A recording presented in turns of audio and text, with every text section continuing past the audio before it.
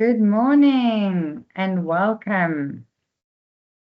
We are so excited to have you all here today as we go through our webinar around making hope happen. We're going to be exploring how Sea Harvest is transforming culture from the inside out. My name is Chandre Combrinck, and I am the lead client value and growth at Free to Grow. And I'm so happy to be spending the next hour or so with you all.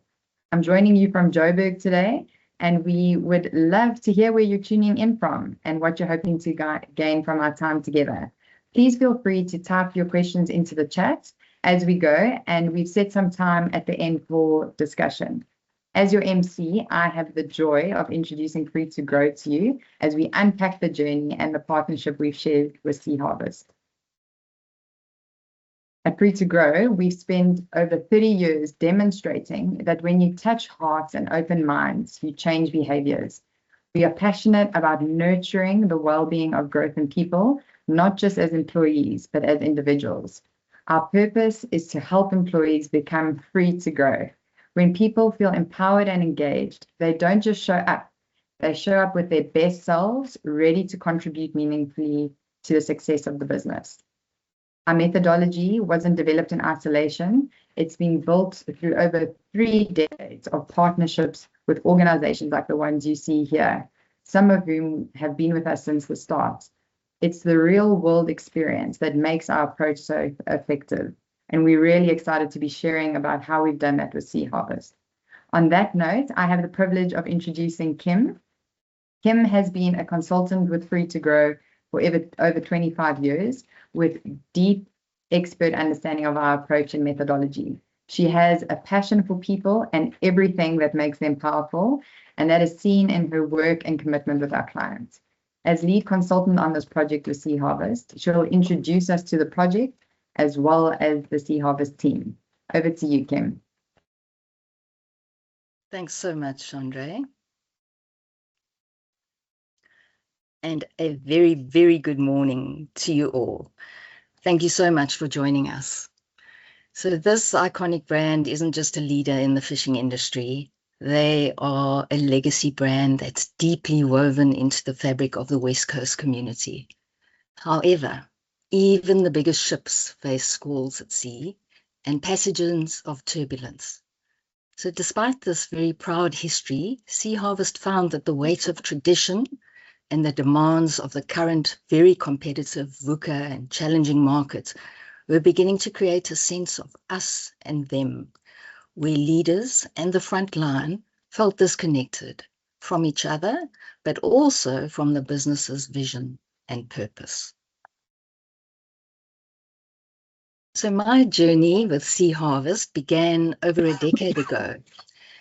Between 2013 and 2016, I had the privilege of working with Sea Harvest when their sea-growing crews were navigating complex challenges of changing diversity on board their vessels. It was a high-stakes environment where healthy culture and relationships are really essential, as you can imagine, for safety and operational harmony at sea.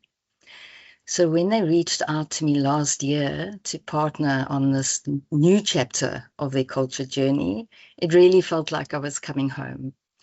This time, the mission was to take those lessons of hope, of connection, and of trust and scale them across the Saldanha operation.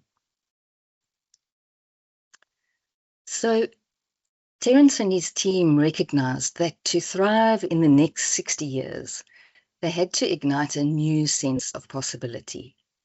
And through our partnership, they implemented Free to Grow's tried and tested employee engagement offering to dismantle those silos and bring everyone back on board. The result? A shift from a workforce that felt disconnected to one that is resilient, engaged, and future-ready. So to share more depth on this journey, I'm really honored to introduce 2 of the leaders who have championed this change. Terence Brown is the Managing Executive of Saldanha Operations.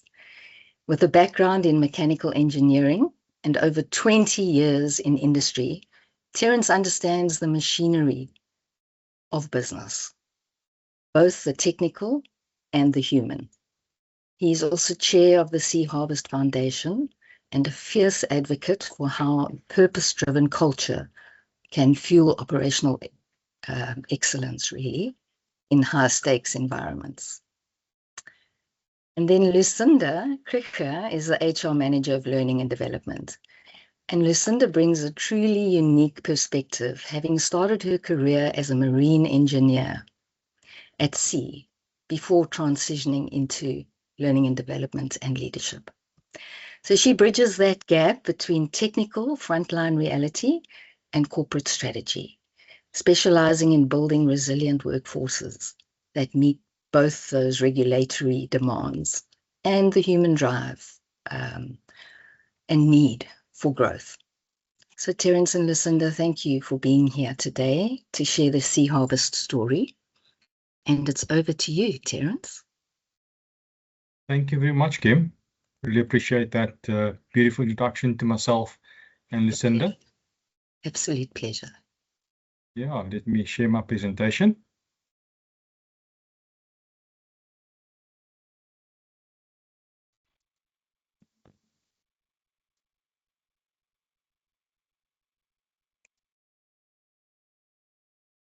To share it with sound. Remember the sound. Okay, there we go. Good morning, everybody. It's really a pleasure to be with you today. The story of Sea Harvest began on the Weskus, as we know it here in the west coast of South Africa, commonly known as the Weskus, and everyone speaks about the Weskus. More than 60 years ago, over that time, we've built a proud and enduring legacy. Many of you know our products, but let's take a few minutes, and let's take 5 minutes to know who we really are. I'll play the video for you in the next couple of seconds.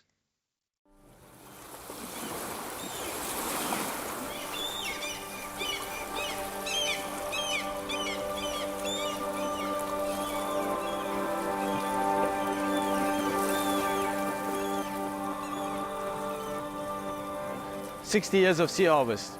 Wow. Welcome." They ask, what is the Sea Harvest Group? It's not what. It's who. Who is Sea Harvest? Who are we? Sea Harvest is here. But it's not just here, it's all over. It's in our friendships, our families, our communities. It's our country. Sea Harvest is here. It's also here. And it's been here for 60 years. Fishing. Yeah, it's big business. And at Sea Harvest, we know this. We know the sea. We know how to fish. It's our job. But we do it with pride, integrity, and more importantly, we do it responsibly. Sea Harvest. She's an old, wise lady.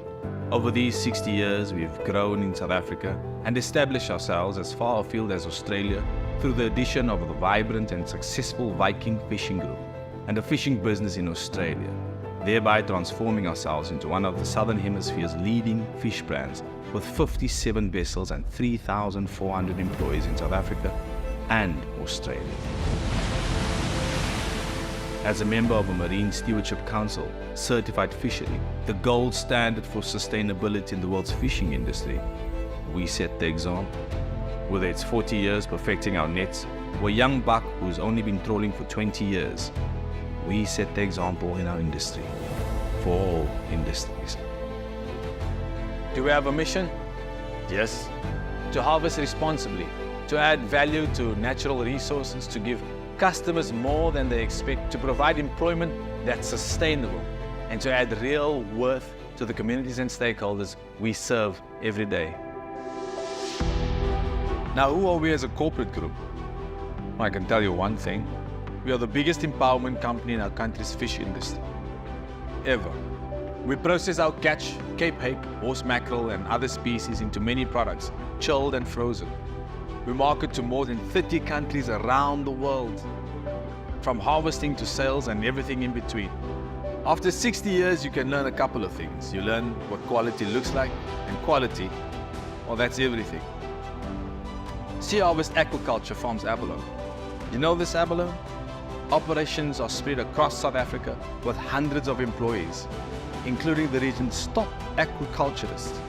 This enables Sea Harvest to treat its local and international customers to the freshest and highest quality farm seafood products.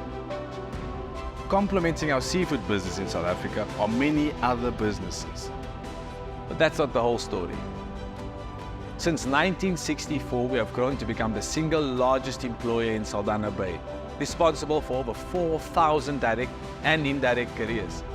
Each person is responsible for at least 4 or 5 people. That's almost all the people in our town of Saldanha Bay. Our town relies on us. Sea Harvest is Saldanha Bay, and Saldanha Bay is Sea Harvest. We are so much more than a group. We're a community that cares. Customers must know that when buying Sea Harvest products, they're buying into our commitment to our children, to our community, to our country, and to our world, to grow our business the correct way, like we have for 60 years, and like we always will.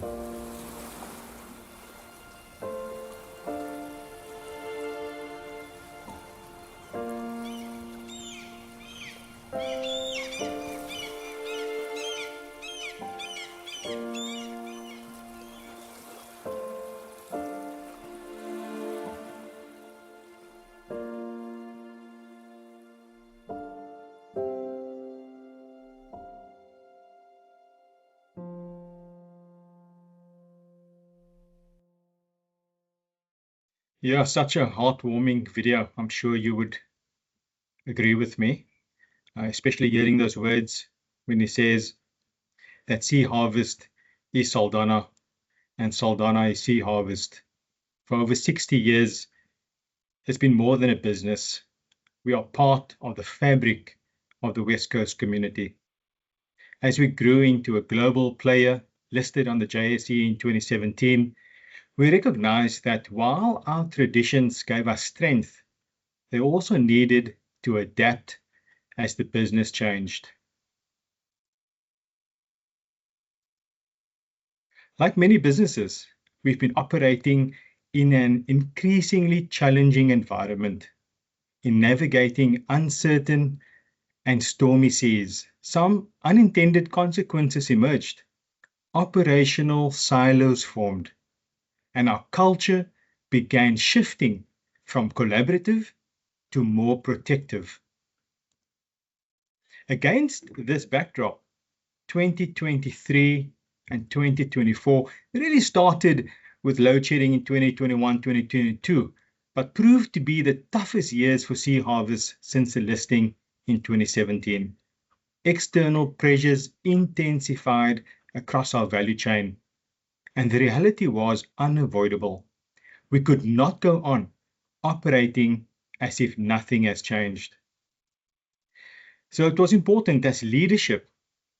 We were the first to enter what's commonly known as the Valley of Despair.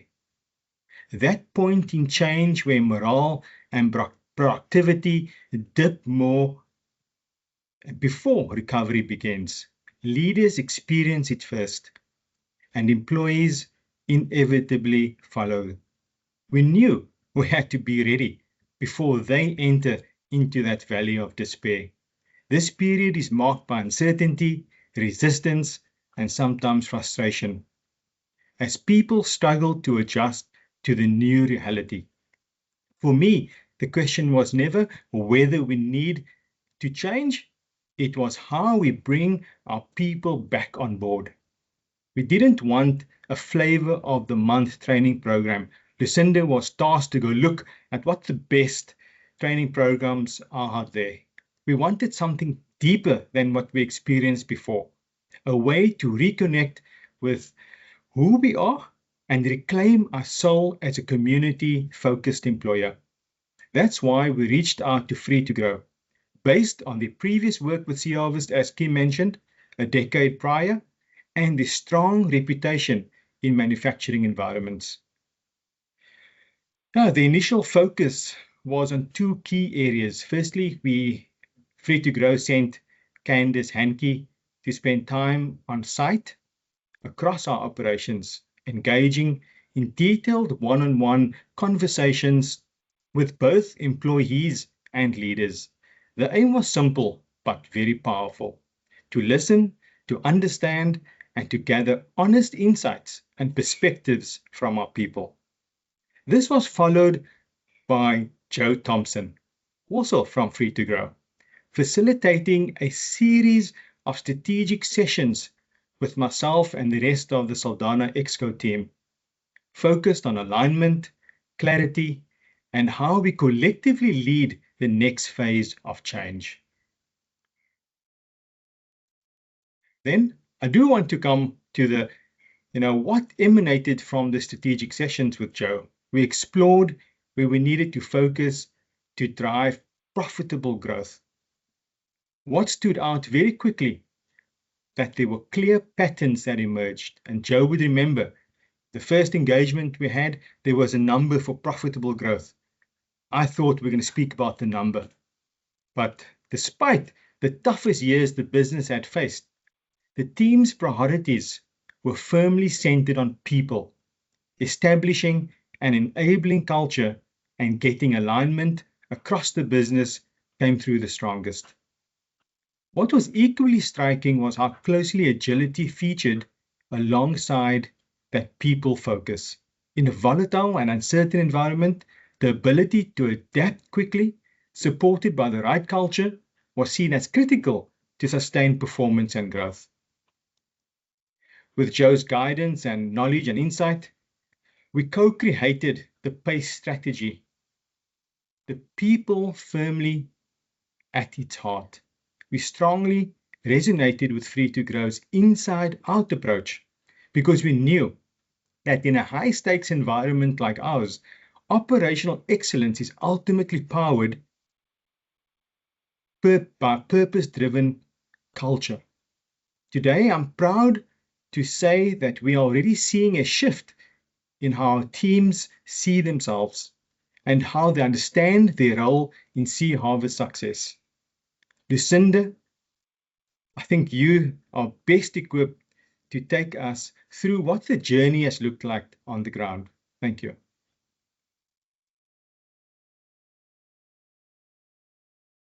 Good morning, everyone. Thank you, Terence. And thank you, Kim, for the wonderful, warm introduction. And yes, it has been quite a journey. And I've had various platforms where I've spoken about what we do as in terms of skills development and our focuses over the number of years that I've been here. But this session has now proven to be the most challenging one for me to talk about because it hits home and it touches the hearts of everyone. So we started our journey in 2024 already. As Terence mentioned, we had our planning sessions, and part of that planning session was to ensure that we partner with the right stakeholder that will assist us in achieving the goals that we want to achieve with the culture improvement initiatives that we wanted to start. And part of that journey was having the various consultations with Free to Grow based on our previous experience with them. And as Terence mentioned, the Explore conversations was extremely important to ensure that we all are aligned in terms of what we want to achieve and where we need to go and how we're going to get there. We started out with our WorkQ sessions on the 28th of May in 2025. Because as we all know, in skills development, a culture improvement initiative or journey is not a one-day process. It takes a very long time. And as you heard, we've started in 2024 already, and we eventually implemented in 2025. And we had a total number of 732 employees that attended the WorkQ, which was absolutely amazing for us as a business. And especially with the challenges in terms of operations, the support that we've received was absolutely amazing. Lucinda, we're seeing your slides, but we're seeing it in the presenter view. I didn't want to interrupt you there as you were sharing so passionately. My apology. No problem, but I'm sure you you were sharing so passionately. I didn't want to interject mid-sentence, but I know that you'd want to share it the full view so that people can see it. That's absolutely perfect, and Yes. we're seeing that. And then Okay. also just for the sharing with sound, but this is perfect. We can see it beautifully. Thank you. Yes, my apologies for that. As I said, I've had various interactions where I've spoken, but this one really, it makes me nervous because it touches the heart. Let me just double check on my sound. Please give me a second. That's not a problem at all. And just to say, we so appreciate you sharing your heart and your care. And even as you've been talking about the journey, we're seeing just how much how invested you are in your commitment levels and all that you've poured into this. So thank you so much.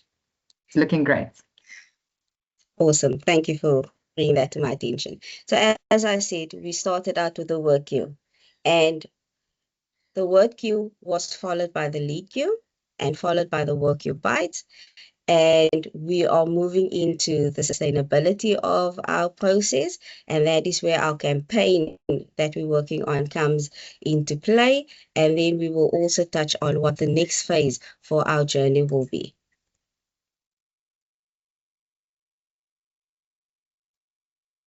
So in our journey, we started, as I mentioned, with the WorkQ.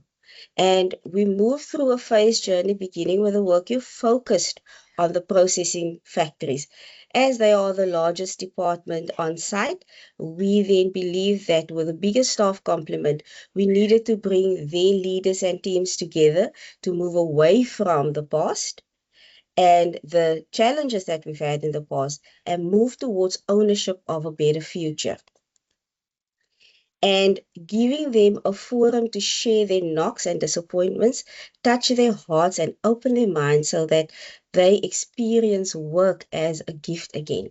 And the one thing a lot of people don't know about Sea Harvest, when people talk about working at Sea Harvest, they talk about the Sea Harvest family. And when they apply for positions at Sea Harvest, in many instances in our communities, they want to be part of the Sea Harvest family. And that is what we needed to bring back into our organization to ensure that we equip our people to know that they are still part of a family. And that is where these workshops played a crucial role. And the WorkQ was running from May till November. But after the processing factories completed their WorkQ attendance, especially focusing on the leaders, we then moved the leaders to attend the LeadQ. Because as I said, we needed to equip the leaders with a mindset and skills to keep them on board. And after they attended the LeadQ, it was followed by the WorkQ Bites to provide them with the tools to make connection and conversations in the workplace a habit. But while the LeadQ and WorkQ continued with our processing leaders, we also continued with the WorkQ with the rest of the staff. And after the first two sessions, workshops that took place, we initially planned for 10, but after the first two, we had such positive feedback from the employees, from the management, that Terence said to me, Lucinda, we really cannot just do 10. The impact that we've seen, the communication that we've received from employees was so huge. And it made us realize that this is not just an intervention to improve culture. It's an intervention to improve lives. And then we decided that we're going to extend it until the end of November. And we had a total number of 38 sessions that ran from 28th of May till the 28th of November. And we could not have done it successfully without, one, the commitment from the executive team in Saldanha Bay, but also from the buy-in and support from the leaders and the hunger and the hope of the employees to want to improve Sea Harvest and their lives. And in the sessions, we decided that there were several questions that we need to ask our employees, because the workshops targets certain aspects of employees' life. So a positive attitude towards work is crucial, as it directly impacts productivity, enhances teamwork, fosters a better working environment, and it influences professional growth. So at the start of the session, the question was asked, what was your attitude towards your work like before attending the WorkQ? And as you can see, only 35 of the attendees deemed it good or very good. Post the 2-day workshop, that skyrocketed to over 90%. And the same with the connection. We needed to establish the connection between the employees and Sea Harvest as an organization. And the question was asked, how connected do you feel to the organization prior to attending? And only 42% of the attendees felt their connection is good or very good. And yet again, post the workshop, that skyrocketed to 96%. And seeing the feedback from the sessions made us realize that this doesn't just change, as I said, how we show up in the workplace, but it also changed how people showed up for themselves in their own lives. And that was the important thing for us. The same with the motivation. How motivated were you to contribute fully to the organization before attending the WorkQ? And yet again, only 52% felt their motivation was good or very good. But post the sessions, it skyrocketed yet again to 99%. And looking at the feedback, it gave me the hope that we are on the right path. We are asking the right questions, and we are addressing the right challenges. And therefore, my hope was highlighted more than it was before at the start of the sessions. The secret to the success of WorkQ is that it provides employees with what they need to know if they are to care enough to become a paddler. And the story of the organization is shared with them in such a way that it excites and inspires them and urges them to become part of its success. So we needed to ensure that our employees understand why we are here. Where do we come from in order to fully understand our purpose? Followed by that, we needed to identify, acknowledge where we are now, and then give a lot of thought to where do we want to be, where do we want to go. And that would be our future picture that we work towards. After we've agreed on the picture that we want to see, the Sea Harvest that we want to see in the future, we as a collective had to plot how will we get there. And that made up the various plans that employees worked on, the leaders on the shop floor worked on, as well as the Sea Harvest executive team worked on. And the most important thing was that employees also understand, what role do I play in this plan? What do I contribute to, or what could I contribute to the success of Sea Harvest and to the future Sea Harvest that we want to see? And a lot of times we say, let's forget about the past. But the past is what helps us better understand where we are now and how we got here. But also, it's teachings not to make the same mistakes in order to get to the future that we want to be. And at the end of all these sessions, at the end of 2025, I do believe that all our employees that attended the sessions and even the colleagues that shared workspaces with him understood that each of us has a part to play in this journey. And this journey, as I said, is not a once-off. It's not a 1 week or 1 month journey. It's a lifetime journey that we all decided that we're going to embark on. Surfacing from the feedback of the sessions, Employees reflected on what they are most proud of when they talk about Sea Harvest. And 5 highlighted aspects were the CSI and community commitment. And our communities that we operate in is tight-knit communities. And if Sea Harvest does give a bursary to an employee's child, it doesn't just impact that child, it impacts the family, it impacts the community, and it showcases the commitment that Sea Harvest has to the community in various aspects.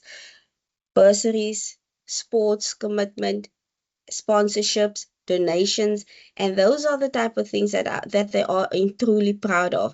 And they do enjoy seeing Sea Harvest at career fairs, seeing Sea Harvest at expos, at other engagements that take place in the community, because then they can proudly say, that's my company. They are extremely proud of the growth that the company has shown as a whole over the existence of the 60 years, because we do have employees that has up to 45 years of service with us and even more. So the growth that they have seen and have been part of, they are extremely proud of. The innovation, technology is top of the list as well. And the production that they are most proud of is not just the increase of output, but also the variety of products that they can proudly walk into any store and see on the shelves. In order for us to ensure that we address, improve, and build on the culture, we also need to face and acknowledge the threats that we have identified in our culture. And from the Explore conversations and from the sessions we've had with Joe, that was highlighted by the Exco team. But then also we needed to understand where our people believe or what our people believe the threats are. And these are the things that were highlighted. Trust. This was identified as a primary threat. Without it, collaboration stalls. Waste and quality issues, because poor quality, wastage, we all know it can lead to lower revenue. It can lead to product recall, and our employees also understands the impact of it. Communication is the key to strengthening any relationship, whether it's in the workplace or outside the workplace. And the employees also identified communication as a threat, because they do want to communicate with Exco. Exco wants to communicate with him. And we all identified where the breakdown in communication happened and what can we do to improve that. Just some feedback in terms of what the sessions mean to our employees. We've had so many wonderful and extremely powerful videos and photos that were shared with us, but here are just 2 that I'd like to share with you today. This program, Free to Grow, it helps us by opening our minds on how we see the other people inside the factory, how we work with each other. It improves our knowledge on how the company works, how we're going to grow together as a human being and as the part of the company, and how to improve profits in the company, and how to reduce dumpings and loss of products, and how to keep the customer happy as well. I had a very good experience with the program. It was both emotionally and exciting at the same time, because we got to open up about our personal lives outside the work, and then we got to know things about our workplace also. So what I could say is that we had one of the best facilitators ever, and then we wish we will have more of these programs as time goes on, because now I have a different way of looking at things when it comes to my work than I had before when I came here. So thank you for this experience, and then now I'm more motivated and more willing to do my work and give it all my best. Thank you. The WorkQ program was so insightful for myself personally, and then it really helped me really to focus more into my work and myself. So where to put my focus in, And then I've learned quite a lot. If I have to write now, it's going to be to write it now. It's going to be really a book, but I've learned really a lot. And then I know that whatever I learn, I will really apply it in my work and in my personal life, because I have to see all the values and the good that is inside of me and then take it out, not to only see the negative side from my side and from my colleague side, and just take it positive and take the value that is in them and then try to enhance it and move forward. I am thankful that the company had brought this program to us, because we had a better understanding of how we have to contribute to the company so that it can be successful. And also we're grateful because we have noticed that company is caring about us, of which we didn't know we were just. So from now on, I promise to be the most productive worker and work towards the success of the company. We came for the training. The training was very good and it grows people up. We learned a lot here that we never know. We saw views from another angle that you never expected that you can see of. The views that I'm talking about life, how you see life, how you see the company. Some of us don't take the company serious or in consideration.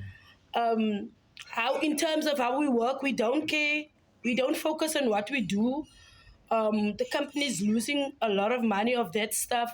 We learned how to manage it and how we can recover that mistakes that we do. And we also have learned that in life you don't depend on people. Look at yourself, focus on what you want to do, and it's always not late to do what you want. And this is just some feedback from the lead queue from our two processing managers. Outstanding program and lead queue. I mean, there's no words that I can, how I can describe and how it was here. And I mean, to have senior management also here, to see the emotions they also running around in for them to buy into this. I mean, this is new ground for us. In I think we can take Sea Harvest the very next notch up. The course for me was very valuable. I think it's very inspirational also to go forward. I think this is also positivity around here that has the impact that we as leaders can show inside the factory for us to build on.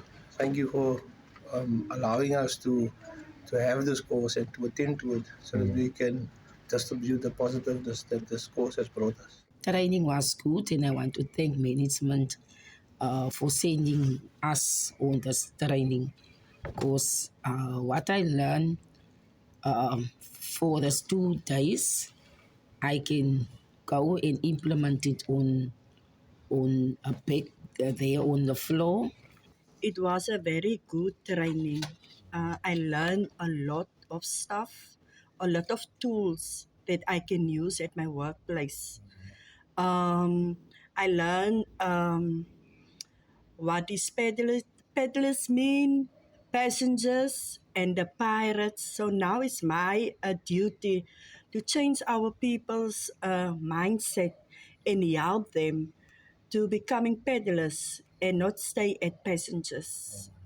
And to work together, work as one. We learned a lot. We've learned positive things like working harder, working together, putting more effort in what we do, to stop absenteeism, stop damaging whatever we like, rejects, work, bringing down the yield inside the factory, support each other and help each other to bring up the yield so that we can have a positive outcomes at the end of the day. So with feedback like that, we couldn't just sit still and end it off at where we started. We had to listen, and we had to ensure that we commit ourselves yet again in 2026 to keeping the flame alive.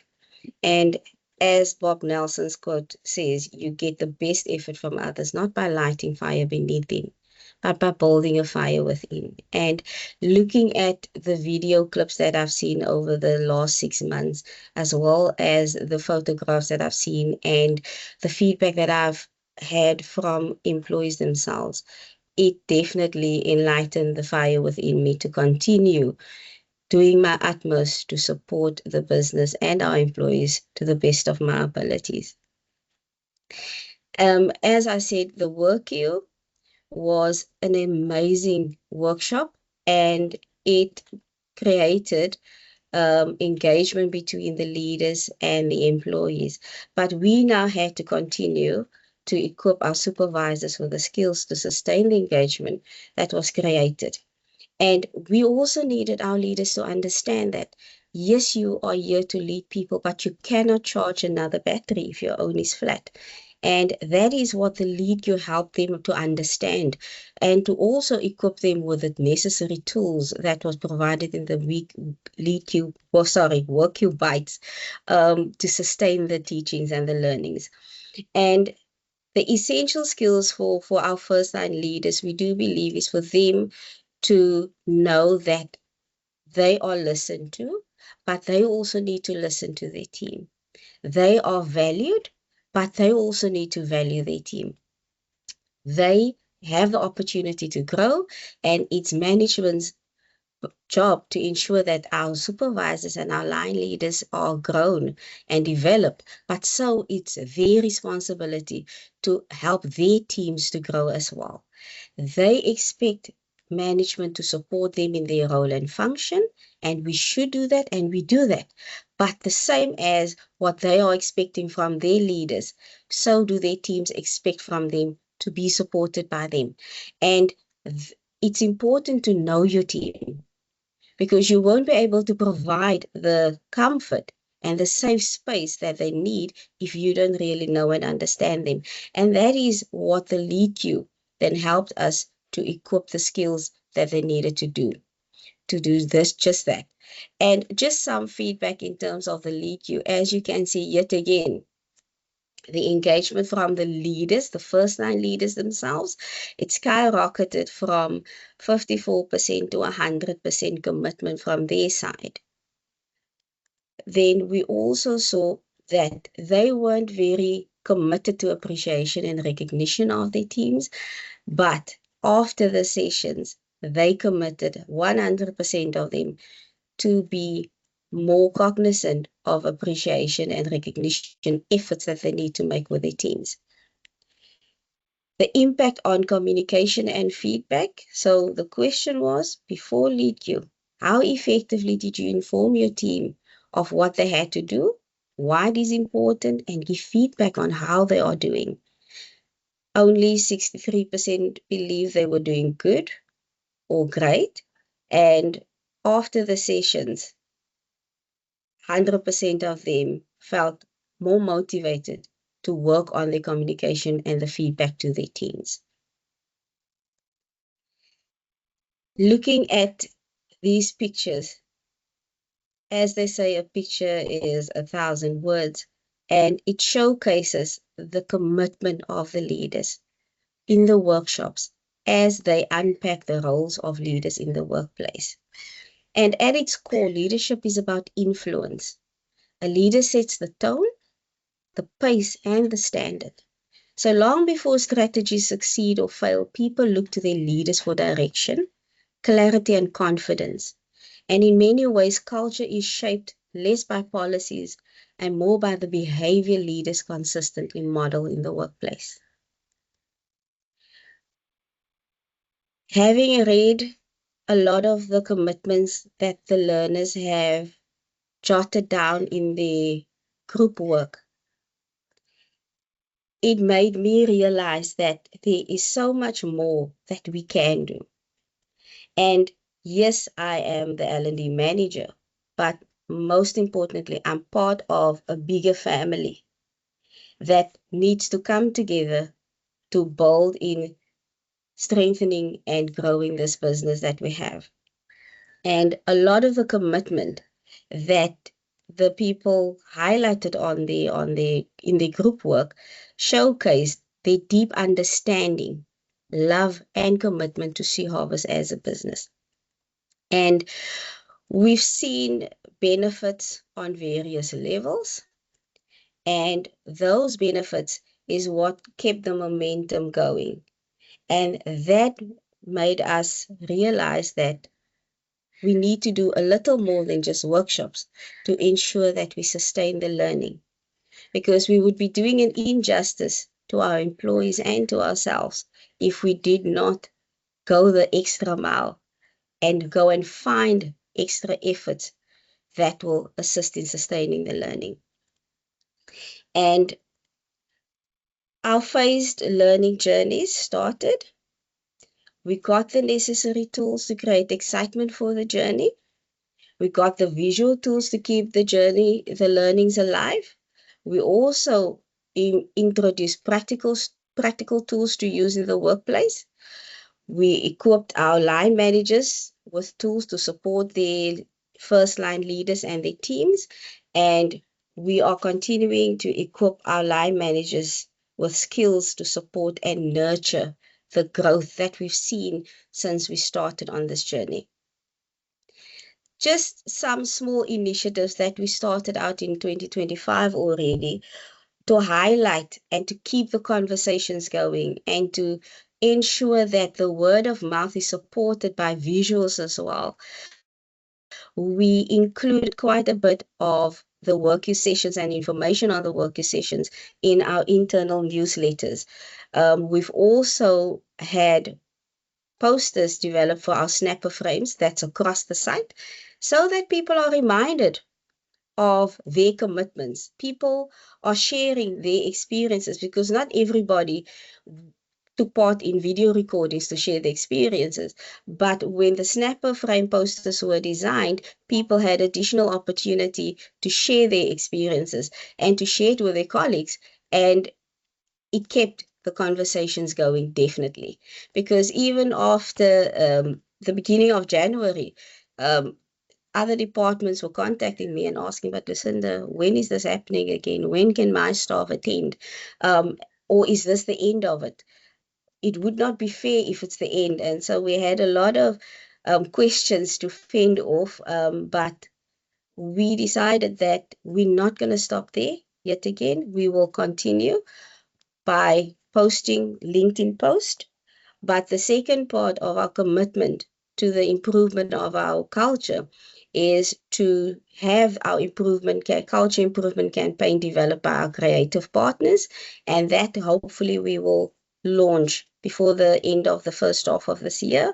We're also extending the initiatives to our corporate office, because with the integration of various businesses in the group, there are a lot of roles and functionalities that overlaps, and a lot of departments overlaps with each other. So I do believe it's important that the culture improvement is then spread out across different departments, but across different sites also, to ensure that we have a collective culture improvement and not just isolated sites.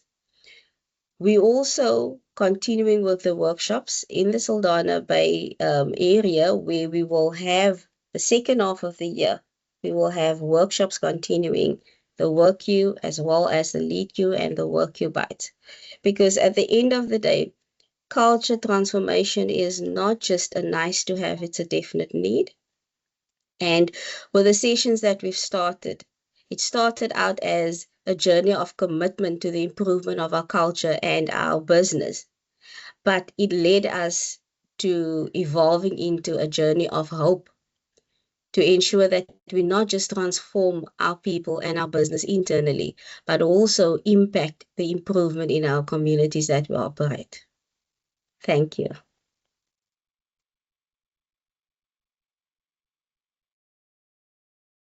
Lucinda, I was just thinking, I'm like, I don't really know what to say other than wow, really. I'm Thank you, Chandre. and I know of the journey, and I've had the privilege of kind of experience it, but honestly, it really is such a joy and privilege to be walking this journey with you. And so just want to thank you and Terence so very much for sharing your story, and it's inspiring to hear about the commitment that you have to your people at Sea Harvest, and not only what you have committed to, but what you're continuing to commit to in terms of the investment of time and energy and resources to make sure that it's a sustainable long-term change. So this now brings us to the discussion part of our webinar, and we'd love to hear thoughts or questions from people on the chat. And the chat's been blowing up in terms of affirmation and excitement around the work that you have done.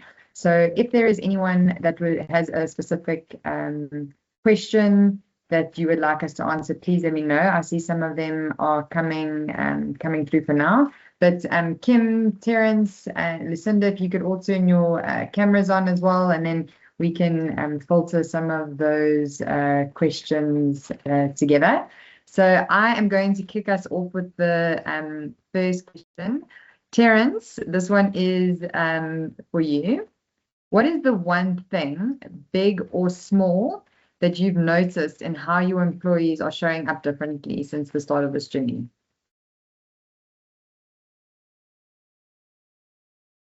You're on mute, Terence.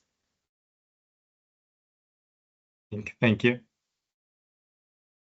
Yeah, it's a very good question. What I've noticed right in the beginning was when people understand each other, they respond differently. So when with the first day of introductions, I sat in many of them, when they have to introduce themselves, introduce their life history and how they came about to work at Sea Harvest. It was so emotional. It was absolutely emotional. And I think once people understood each other, because they never had the opportunity to do so. They come to work at 7 o'clock in the morning, they have little breaks and they eat and they have lunch, and then off they go again in the evening into their different homes and so forth. But having that exposure to each other, understanding, that they're not the only person going through similar type of issues or relatable type of concerns which they have in their lives. And I think they could then speak different to each other. They could answer each other differently. That was, I think, to some it might be insignificant, but for me it was quite huge, because people know how to speak to each other differently. Because you can easily get, in a high-paced environment, you're in a cold environment at times, and because it needs to be, cool in the factory processing area, because you're working with a fresh product. And it's uncomfortable. So just understanding each other and working differently with each other was probably the first thing which I've noticed. And then you heard in the videos, they mentioned names like yield, and they used words like waste, and they used words like efficiency. Now, not everyone always understood those terms, but during that program, they started understanding, okay, so if I do this, that has an effect not only on me, because I can be reprimanded for it, but it also has an effect on the profitability of the business. It has an effect on the customer who's sitting in Sweden at the nursery, because they're going to eat my high valued quality product, and they had the impact and the knowledge then to make the necessary changes in their workplace. So that for me was awesome, that we could come to the realization that everyone's on the same page, understanding what each and every one of them had to do. Most importantly is that what they came to realize is, and this was hammered through the program, which was quite important, because they needed to understand that if we don't do the right thing today, we're not going to have a sustainable business, ultimately not going to have sustainable jobs. And that's what we want to achieve in the community of Saldanha Bay, is have sustainable jobs in perpetuity, so that their children, grandchildren can also want to come work at Sea Harvest. Yeah, thank you for sharing that. I think it's so powerful what you're saying, because there's one element of sort of a care and connection that it sounds like came out, but then it's also resulted in a sort of competence and delivery against business results that have also happened as people have started understanding terminology and language, and the impact that their specific role or part plays in the overall sort of organization strategy. Yeah, Yeah, thank you. Thank you for that. And there's a question here from Sheila, and I'm not sure who would like to answer it. The question is, what made you choose free to grow over other solutions? Don't know, Lucinda or Terence, who wants to take that one? Lucinda, you want to go for it? Yeah, I'll take that one. So, as Kim alluded earlier, that we actually had engagement with Free to Grow a couple of years ago in 2012, 2013, where we had a diversity challenge on board our vessels. And Free to Grow was the partner that aided us in addressing that challenge. And the results that we've seen from that was so amazing that when we faced a similar challenge, I knew that Free to Grow would be the first point of call for us, but also having done research on what Free to Grow has done over the last couple of years, looking at client feedback, looking at previous webinars, and the impact that they've made, that made me realize that this is what we needed. And having had the consultations with them, they truly understood our business. And I think the most important thing when it comes to especially initiatives like this, that you find a partner that can truly understand your business.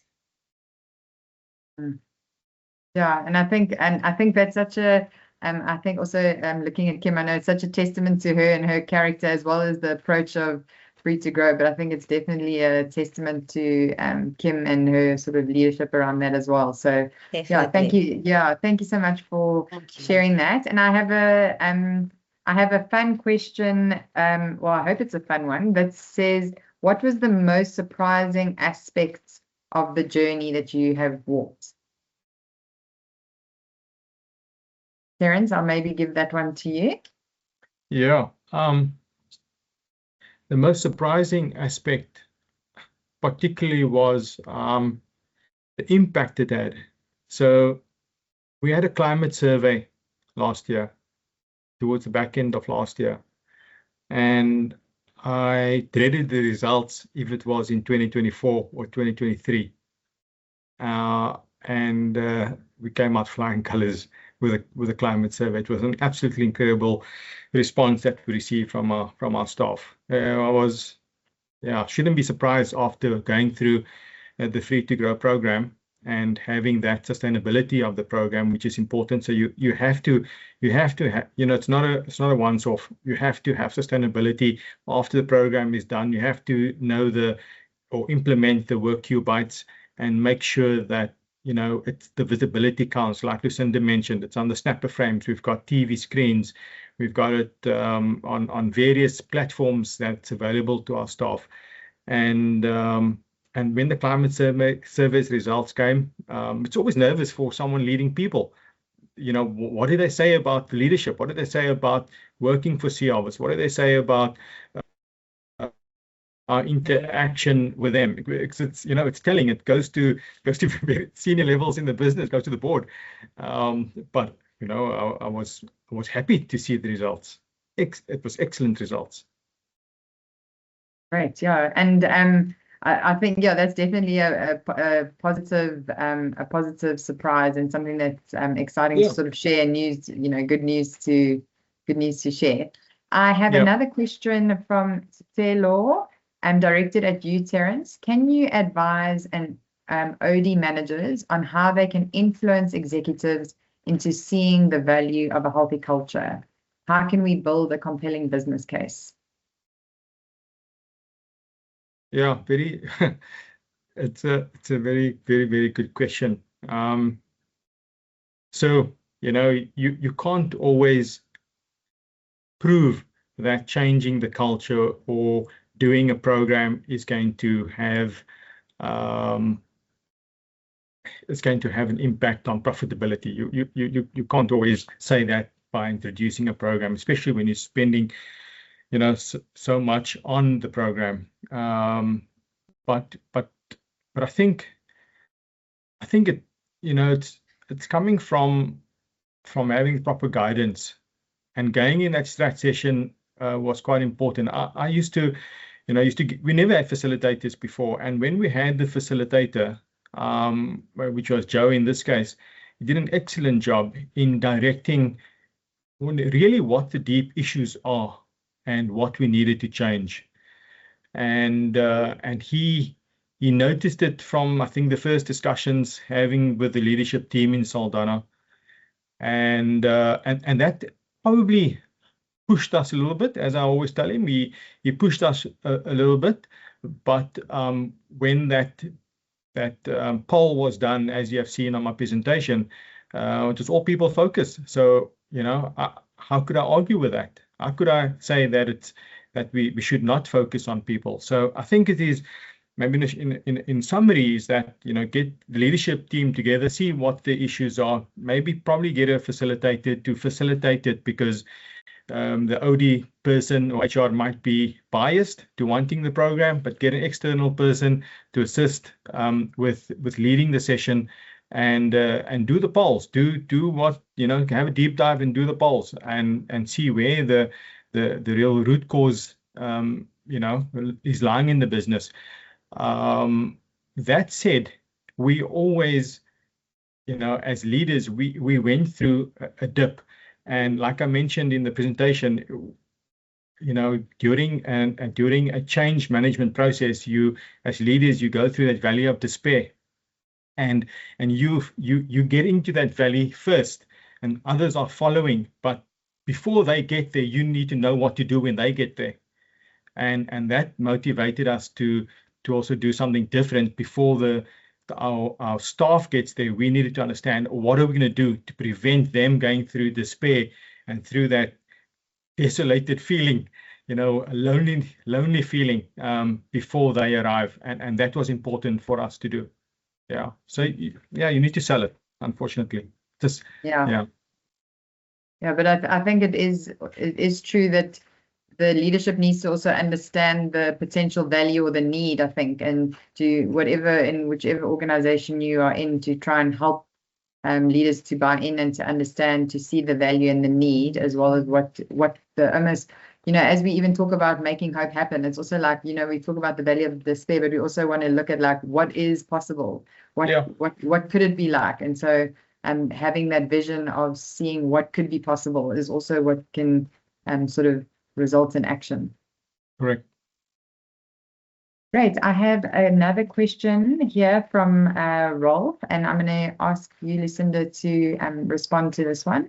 So it talks about ensuring positive changes are sustainable. And I know that you did mention some of the things that you are doing, and maybe you want to unpack that a little bit more. I think for a lot of organizations, you know, interventions, we have these interventions and see change, but to make it sustainable in the long term is really key. So I don't know if you want to unpack a little bit more around some of the interventions or things you're looking at. Yeah. So the sustainability of this initiative actually started prior to the implementation of it, because as Terence mentioned, it's the selling of it, the selling of the need, and ensuring that you get the right stakeholders on board. And we won't have a successful, sustainable approach if we don't have the right stakeholders supporting it. Because in learning and development, you can never do anything in isolation. You need to do it with your operational partners. So looking at the sustainability of it started with the right conversations. It started with Terence investigating and interrogating the team in the strat session, and it continued with continuous conversations even the next year. And as you see, our timeline, it started in 2024 already. So throughout the sessions, even what added to also the sustainability of it was the buy-in of the management that popped in during the sessions. Like one of the employees mentioned, having management there with them in the sessions, it meant a lot to them. So some of the initiatives, as I mentioned, that we identified is we need to communicate it more internally. We need to highlight the people's involvement and commitment. And that is where the newsletter articles comes from, where you have your group feedback, but then you also focus on individuals. And that's where the snapper frames come in, where the employees get the opportunity to share their experience. That being up across the site, everybody sees it, whether you attended or not attended. You see the feedback, you see the impact that is had on others.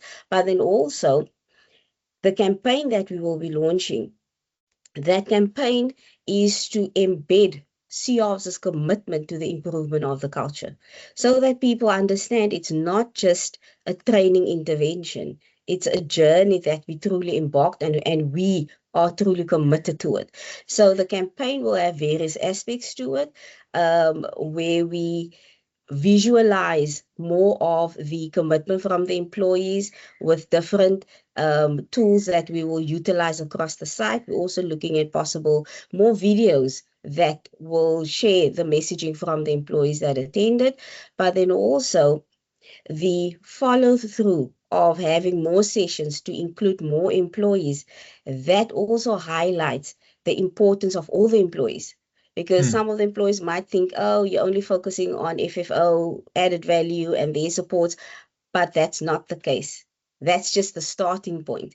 We do believe that every single employee is important to be part of this journey, and that is why we do believe continuing with the sessions with the rest of the employees that did not get the opportunity to attend last year, that's going to be key in the sustainability as well. And extending it to other sites, people talk across sites, across businesses, they talk, and they all want to feel, I'm also part of Sea Harvest. And many a times people have this notion of, oh, there's a lot happening in Saldanha, but not on the other sites. That's not always true. Saldanha is the biggest operational site. But with this initiative, we want to ensure that the employees on other sites also know and understand that they are important and they are also part of this journey. So I do believe that those initiatives will really strengthen our sustainability of the learnings and the teachings that have been shared in these workshops. Yeah, thank you for that, Lucinda. I definitely think I can hear, and even as Terence is responding and nodding, that it is something that you've really given already a lot of thought of. So it sounds like there was a lot of thought pre, during, and now post in terms of the future sustainability. So I can hear there's a forward future thinking in terms of how this continues to, the transformation continues to happen in the months and years to come. Definitely. And then I wanted to ask you a question, Kim, and because you have been in this for so many years and you have been exposed to lots of different programs and clients, love to just hear your heart in terms of this project and what stood out to you and has made it special and unique for you, because I know it has been. Thanks, Chandre. And yeah, that's a thought-provoking question. I think a lot of it stems from the passion and the commitment of the internal Sea Harvest team, because you've got to really drive something like this to make it happen. It takes a lot of commitment. It's on top of everything else that they do in their everyday work, and also having the commitment and having those strategic sessions as a point of departure, I think is a fundamental game changer in terms of it being seen holistically and not, an intervention in a department. Yeah. So those are the things that really stand out for me. Yeah, thank you for adding that. And I think then we are again just seeing lots of people talking about how everyone's going to have Sea Harvest for dinner tonight. People are going to go stock up their freezers. And now there's a comment here around how they're going to be excited now that they understand the leadership and story around Sea Harvest and its business. So there's been a lot of really positive support and sort of testimony and encouragement to the work that has been done here. So I think that brings us to the end of our formal webinar. It brings us to a close. We'd love to keep the conversation going, and so we'd love to invite you to reach out to myself or Kim if there's anything that you want to explore in the area of employee engagement and how we can potentially support you in your employee journey. But again, thank you so much to Lucinda and Terence and to the team behind the scenes that have done a lot of work to support us. Thank you to Kim for driving this. And we wish you all a lovely rest of your day.